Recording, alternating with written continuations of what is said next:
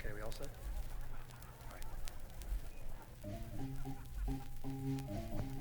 Good evening, ladies and gentlemen.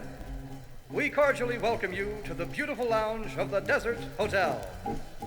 Now we want you to get ready for the great music and humor of our star of the month, Benny Hipsley.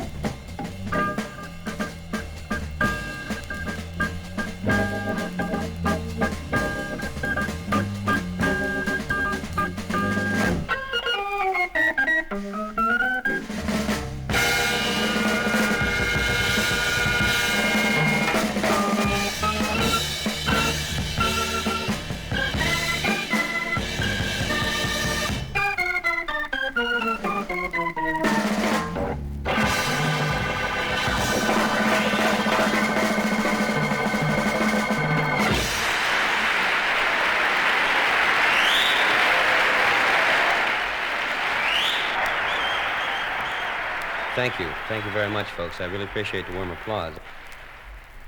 The applause is a very gratifying thing, and some other things that I could say would be gratifying. Well, let's see. Let me tell you a little story about my father-in-law.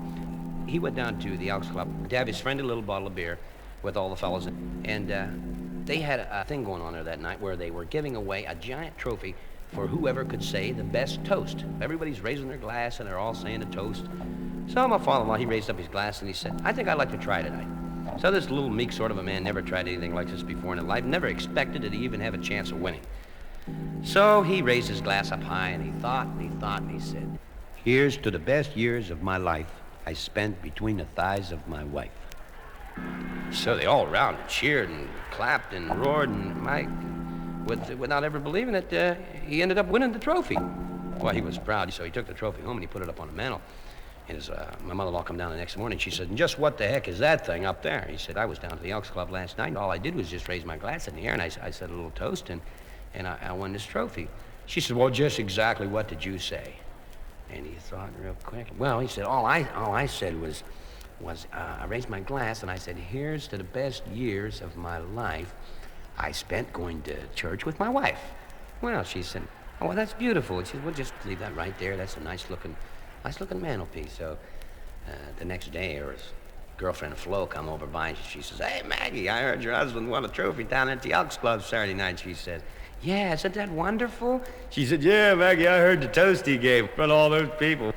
She said, yeah, I can't understand that. You know, he's only been there twice, and the first time he fell asleep, and the second time we had to drag him out. Oh, well, you have to look at life with a very broad-minded view. It's like a lot of people have a good time just doing little things, big things. And myself, I have a lot of fun just having a good friendly drink. Sometimes it gets too friendly. For instance, the other night I walked into a bar. A friend of mine owned a bar. Say, I'd like to have a little drink. And Paul says, behind the bar, he says, well, what'd you like? I said, hey, do you have any CC? He said, yeah, we have CC. And I said, well, I'll have a shot of CC. So he brought me the shot of CC and he poured it. And I said, well, how much owe you? He said, that'll be 10 cents.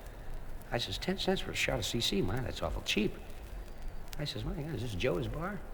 He said, yeah, this is Joe's bar. I said, hey, but listen, hey, do you have any food in here? And he said, yeah, we have food in here. And I said, well, do you have any steaks? He said, yeah, we have a beautiful filet mignon. I said, well, I think I'll have a filet and some potatoes and a tossed salad.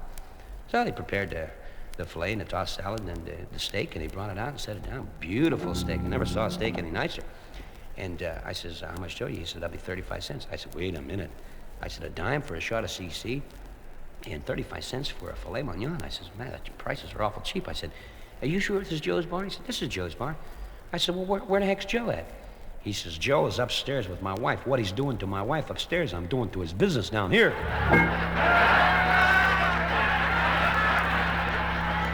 Ah, well, that's the way life goes, and that's the way you have to look at it.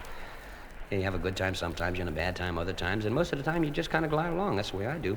I just like a friend of mine, Charlie Smith. He's got two of the most beautiful children you ever want to see in your life. He's got a little boy, and he's got a little girl. These are lovely children, but they're very much attached to one another. I never saw any two children as much attached. It's just like he was telling me about 5 months ago, the little boy had to go to the hospital for a circumcision operation, and he's so attached to his little sister that they thought they'd wait and they'd take them both at the same time because she had to go for a tonsil operation. So they take the two kids to the hospital for the tonsil operation and for the circumcision operation, and they're in the hospital, and the little boy says, well, I'll go first. He tells her, the little girl, she says, I'll go first. So he goes in first. When he comes back out, she says, Johnny, how was it? And he says, well, he says, listen, it wasn't too bad, but wait till you find out where your tonsils are.